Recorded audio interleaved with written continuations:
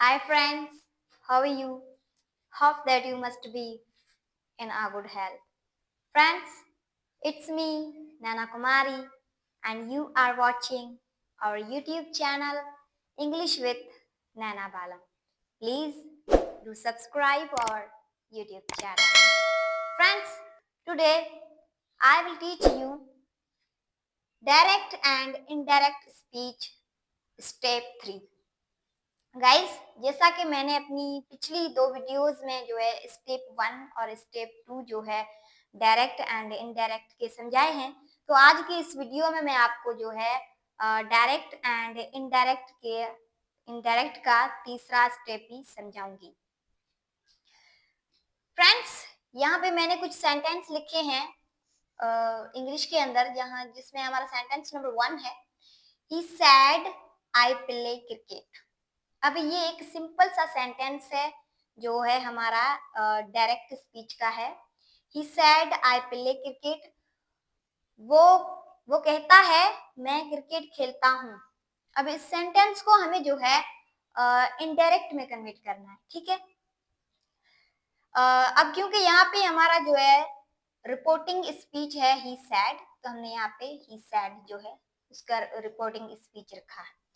उसके बाद जैसा कि मैंने आपको अपनी पिछली वीडियोस में भी समझाया है कि जो हमारा यहाँ पे डायरेक्ट सेंटेंस में जो हमारा कोमा हमें मिला हुआ है, हम उसको जब इनडायरेक्ट करेंगे तो कोमा को हटाकर वहां पे वर्ड दैट का इस्तेमाल करेंगे, ठीक है। तो हमने यहाँ पे वर्ड दैट का इस्तेमाल किया। उसके बाद हमें जो ये इन्वर्टेड कॉमास मिली हुई है उनको हटा देना है, और उसके बाद हमें जो है हमारा जो सब्जेक्ट मिला हुआ है आई, जैसे यहाँ पे आई मिला हुआ है। अब ये आई जो है वो कन्वर्ट हो जाएगा ही में, क्योंकि यहाँ पे जो है रिपोर्टिंग स्पीच देने वाला ही है, तो हमारा जो सब्जेक्ट आई है वो ही में चेंज हो जाएगा। और यहाँ पे हमें जो हमें सेंटेंस मिला हुआ है प्रेजेंट इंडेफिनिट टेंस का सेंटेंस है, तो वो चेंज हो जाएगा पास्ट इंडेफिनिट टेंस में, ठीक है। तो यहाँ पे हमें वर्ब मिला हुआ है प्ले, तो पास्ट में हो जाएगा प्लेड, और हमारा ऑब्जेक्ट हमें मिला हुआ है क्रिकेट, वो क्रिकेट ही रहेगा। तो हमारा डायरेक्ट स्पीच का सेंटेंस था he said I play cricket, इसका इनडायरेक्ट बन गया है he said that he played cricket. Sentence number 2 हमारा है she said to me I eat food. अब ये भी एक सिंपल सा सेंटेंस है जो प्रेजेंट इंडेफिनिट टेंस का सेंटेंस है डायरेक्ट स्पीच का। अब इस सेंटेंस को हमें इनडायरेक्ट में कन्वर्ट करना है। अब यहाँ पे मैंने जो है वर्ड सैड टू को अंडरलाइन किया हुआ है। जब भी हमारे सेंटेंस में हमें सैड टू मिला हुआ है, तो हम उसको जब इनडायरेक्ट उस सेंटेंस को करेंगे तो सैड टू को वहां से हम रिमूव कर देंगे, वहां से हम जो उसको मिटाकर उस वहां की जगह वर्ड टॉल्ड का इस्तेमाल करेंगे।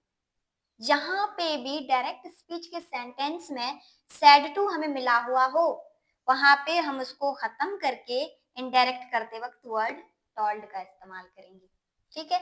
तो सबसे पहले हमने लिखा यहाँ पे सब्जेक्ट शी है, तो हमने यहाँ पे सब्जेक्ट शी का इस्तेमाल किया। अब यहाँ पे सैड टू का इस्तेमाल हो रहा है, और इनडायरेक्ट करते वक्त हमें सैड टू को रिमूव करना है, उसके जगह पे हमें वर्ड टॉल्ड का इस्तेमाल करना है। उसके बाद ये जो मी है वो मी ही रहेगा, कोमा को हटाकर हम वर्ड दैट का इस्तेमाल करेंगे। इन्वर्टेड कोमास जो है खत्म हो जाएंगी, और सब्जेक्ट जो हमारा आई है वो शी में कन्वर्ट हो जाएगा, क्योंकि यहाँ पे रिपोर्टिंग स्पीच देने वाला शी है, तो यहाँ पे भी शी हो जाएगा। अब ये सेंटेंस जो हमें मिला हुआ है आई ईट फूड, ये सेंटेंस जो है प्रेजेंट इंडेफिनिट टेंस का सेंटेंस है, और जब हम प्रेजेंट इंडेफिनिट टेंस को उसके सेंटेंस को जब इनडायरेक्ट करेंगे तो present indefinite tense change into past indefinite tense, ठीक है। तो यहाँ पे प्रेजेंट इंडेफिनिट टेंस चेंज हो जाएगा past indefinite tense she ate, और ये हमारा जो ऑब्जेक्ट है फूड, वो फूड ही रहेगा। तो हमारा डायरेक्ट स्पीच का सेंटेंस था she said to me I eat food, इसका इनडायरेक्ट बन गया है she told me that she ate food. Sentence number 3 हमारा है, they said to us we don't go to school. अब यहाँ पे भी हमें गौर करना है कि हमें जो डायरेक्ट स्पीच का सेंटेंस मिला हुआ है उसके अंदर सैड टू का इस्तेमाल किया गया है, सैड टू का इस्तेमाल किया गया है, ठीक है। तो सैड टू को हमें जब इस सेंटेंस को हमें इनडायरेक्ट करते वक्त यहाँ पे वर्ड सैड टू को रिमूव करके वहां पे वर्ड टॉल्ड का इस्तेमाल करना है, ठीक है। तो यहाँ पे हमारा जो रिपोर्टिंग स्पीच हमें दे रहा है दे, तो हमने वहां पे सब्जेक्ट हमारा दे ही रखा। अब यहाँ पे सैड टू का इस्तेमाल हो रहा है, तो इनडायरेक्ट करते वक्त सेंटेंस को हम सैड टू को रिमूव करके वहां पे वर्ड टॉल्ड का इस्तेमाल करेंगे। उसके बाद ये अस जो है वो हमारा अस ही रहेगा। कोमा को हटाकर हम जो है वर्ड दैट का इस्तेमाल करेंगे और इन्वर्टेड कोमास को हम यहाँ पे खत्म कर देंगे। अब यहाँ पे हमारा सब्जेक्ट वी है वो चेंज हो जाएगा दे में, क्योंकि यहाँ पे हमारा सब्जेक्ट जो है दे है, रिपोर्टिंग स्पीच देने वाला दे है, तो वी चेंज हो जाएगा दे में। और ये जो सेंटेंस हमें मिला हुआ है डोंट गो टू स्कूल, ये एक प्रेजेंट इंडेफिनिट टेंस का सेंटेंस है जो कि चेंज हो जाएगा पास्ट इंडेफिनिट टेंस में, ठीक है। तो डोंट जो हमारा सेंटेंस है डोंट गो टू स्कूल वो बन जाएगा did not go to school. तो हमारा डायरेक्ट स्पीच का सेंटेंस था they said to us we don't go to school. अब इसका इनडायरेक्ट सेंटेंस बन गया है they told us that they did not go to school। so guys, ये मेरी छोटी सी वीडियो थी regarding direct and indirect step 3, जो मैंने आपको बहुत ही अच्छे से समझाया है कि अगर हमें सैड टू जहाँ किसी सेंटेंस में मिला हुआ है डायरेक्ट के, तो हमें वहां पे सैड टू को रिमूव करके वर्ड टॉल्ड का इस्तेमाल करना है, ठीक है।